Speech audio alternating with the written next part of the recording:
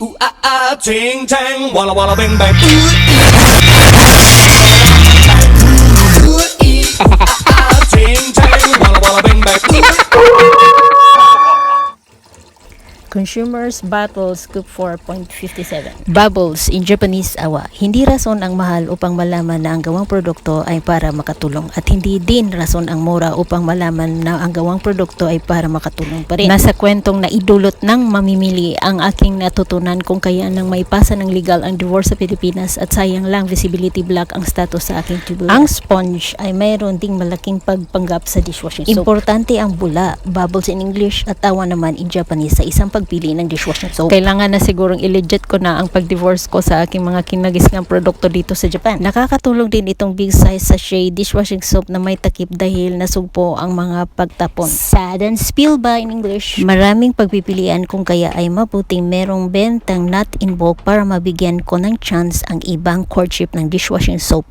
Nasubukan ang kanilang skills sa paglinis ng mga hugasin dahil ang mga germs at molds ay kasamang namumuhay sa planet Earth kung kaya ay dapat lang magproteksyon sa social media na may mga germs at molds. Pangatwa na nating hawakan ang ating mga natutunan ng resback o depensa laban sa mga germs at mold bashers. Unending hamon o walang katampusan nating tandaan ang kabigatan ng mga buhating pinaglagyan ng dishwashing soap. May spray bottle type din ng dishwashing soap ko dahil minsan magandang mamimili na meron pang sukli para pambili ng ice cream or drinks in the vending machine. Maanga sa mga grape ride ang kabigatan ng dishwashing soap. Idagdag na rin sa kalaman ang pag-divorce sa mga tindahan kung saan ka namimili upang makahanap ka ng sagot hamon ng pag-angat ng presyong bibilihin. Ma-rescue ang ating sobrang lito at kulang sa pansing unawa. Kaya nga may car, train, bus, taxi at hindi tungkol sa gasolina, di ba? Ang sabon in English soap, in Japanese seiken. Mayroong real talk at fake news sa sabon. Virus kasi ang sabon. Virus dahil sabong hugasin at sabong panglabas. Sa pagpamimili nito,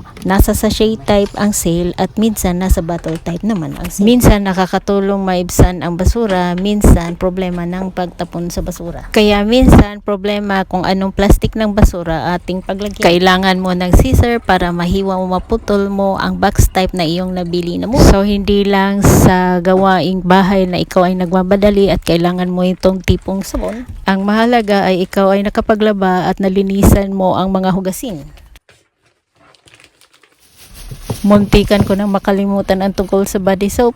Maliligo pala tayo na kailangan ng body soap. Whether you like it or not, believe it or not, sabon ang gamit pagligo. I-divorce at palitan ko na rin ang aking body soap na may kasamang tips. Ganito ang gawa ko upang sulit ang paggamit ng body soap na bar soap. Nilagay ko siya sa net ng mga balot sa sibuyas o kaya garlic. Para ang senaryo ng pagligo ko ay enjoy na while supply less. Aftermath naman ito or epekto ng matapos akong magpintura. Sang-ayon ka ba sa mga sasabihin ko sa iyo na ang mga natutunan ko ngayon ay hindi galing sa pag-asa? Nahirapan akong alisin ang dumi ng pintura sa aking kamay. Nakakasawa lang harapin na atakihin ka ng paglilinis ng bahay at nakaramdam ng gutom. Tapos kailangan mo mag-stop, lumabas at mag-drive para kumain sa McDonald's. Kaya mas okay may buting gasto para hindi ka muna mag-restaurant o mag-McDonald's. Bawal naman kasi maglinis ka ng kitchen at nakaunang yung rice cooker. Delikado rin nakaunang yung hot boiling water para sa iyong instant noodle. Mabuti na yung may ice bucket o stainless bottle para may mainom cup habang naka-unplug ang iyong refrigerator. Mga ganyan lang ba na idea upang malaman natin kung saan tayo kakain sa labas para makapag-spray din. Spray ba na insecticide o pesticide upang masugpo ang itlog na may ipis o